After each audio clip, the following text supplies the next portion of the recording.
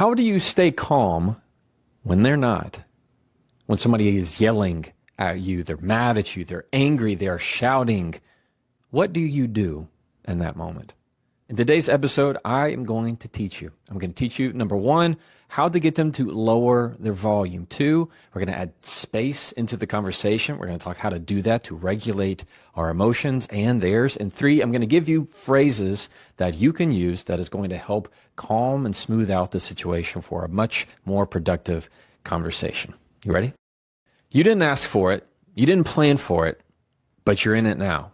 The other person across from you talking is not talking as much as they are throwing their words in your face. They're shouting, they're yelling, it's hurting your ears, you're scared, you don't know what to do. How do you handle the situations when somebody is yelling at you? Number one, this is what I want you to do. Number one, you are going to refuse to raise your voice. When somebody's yelling at you, one of the worst things you can do is start to turn up the volume on your voice.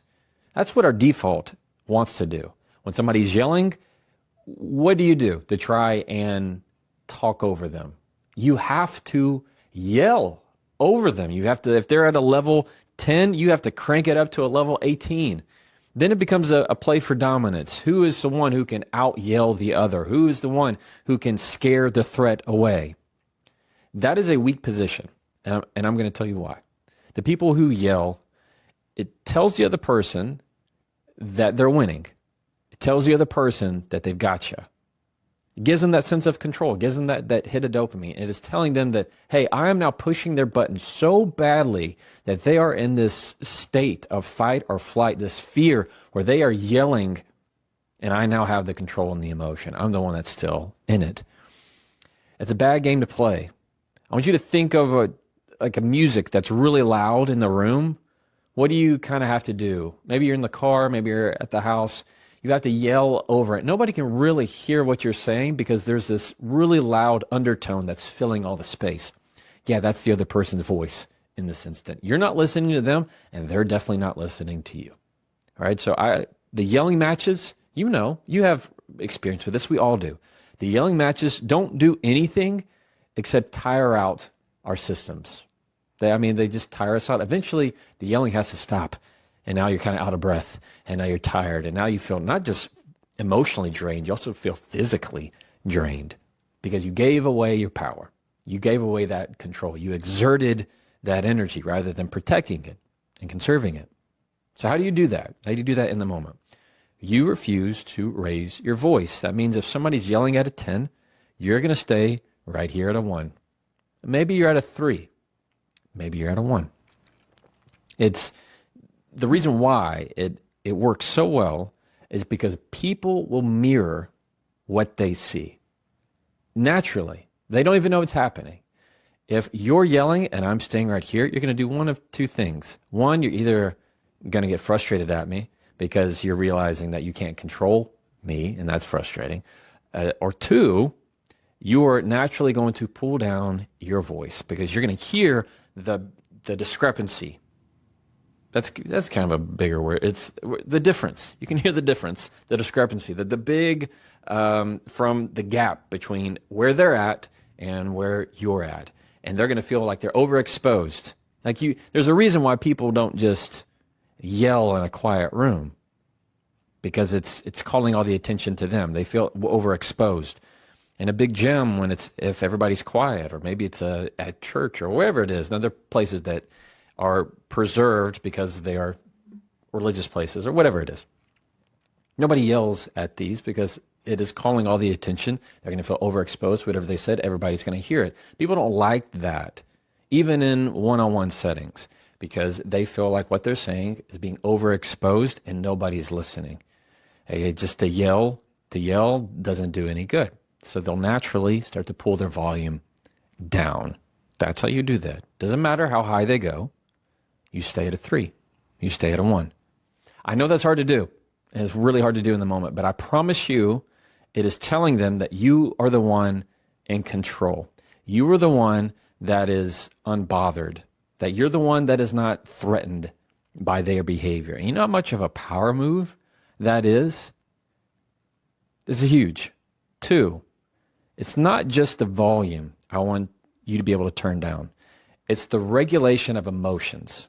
How do you get people to naturally start to go, whew, okay, yeah, all right, now I'm getting back into the mode. Now I'm feeling like my normal self. Instead of being the Hulk, they're now Bruce Banner. They're back to normal. All right, that's a Marvel reference in case you're wondering. Yeah, how do you do that? You inject time into the conversation. There's one thing that will help regulate people's emotion more than anything there is, and that is time. What matters right in this instant probably doesn't matter so much later tomorrow. You ever got an email that you read and you get really upset about it? You look at it again and read it the next day, it hardly has the same effect. Time has a way of solving things out. You had a bad argument with someone. 3 years later, you're like, what did we even argue about? I don't even remember what we argued about. It doesn't matter. Time has a way of sifting out what is truly important and essential and valuable in your life. So we're going to do that in the conversation. And you do that by what I teach, and anybody who's a fan of this podcast knows, and anybody who's read the book, The Next Conversation, knows, let your breath be the first word that you say. Wherever first word would be in your response, use a breath. So instead of this, like when people snap, ever been in a conversation with somebody and somebody snaps and they say something like, you know what would be really, you know what would be really nice? You know what would be really nice? And all of a sudden you go, okay, here we go. Lights are on now they're really ratcheted up in the conversation. The snap happens. Whenever you inject time as a way of slowing things down, and it keeps the emotional aspect of your mind from taking a hold of the steering wheel, keeps your logical side in place, where you're very aware. You're much more aware of your emotions, aware of what you're saying. You're more intentional, and you choose your words more wisely. When you're emotional, you don't really care about your word choice. You just say things. It doesn't even matter to you if they make sense. Ever been in an argument where y'all are both just being so ugly that you're saying things that don't even really make sense? You're throwing words and you don't even care what they mean. I don't care if it's logical or not. They're just words. They're just getting out. You're going to do time. Inject time. Use your breath and slow things down. Here's a comparison. Which one of these people, I say people, it's still me. Hey, it's Jefferson. Which one of these voices sound more in control to you, sound more calm to you, somebody you want to listen, somebody you want to follow, somebody you want to mirror? Here's voice one. I already told you I'm not going to do that. I already told you I'm not going to do that, okay? I already told you I'm not going to do that. One or two? And put it down there in the comments, wherever you're listening. One or two? Number one says, I'm grasping for control. Listen to me. I need all the control. I've given it all up. Now I'm trying to get it back. I already told you I'm not going to do that. The second voice says, nah, I never lost control. I'm not losing it. Never let it go. I already told you. I'm not going to do that. Not going to do that. The second voice is always the one that sounds more centered, more grounded. Why? Because you're using time. So I slowed my words down. I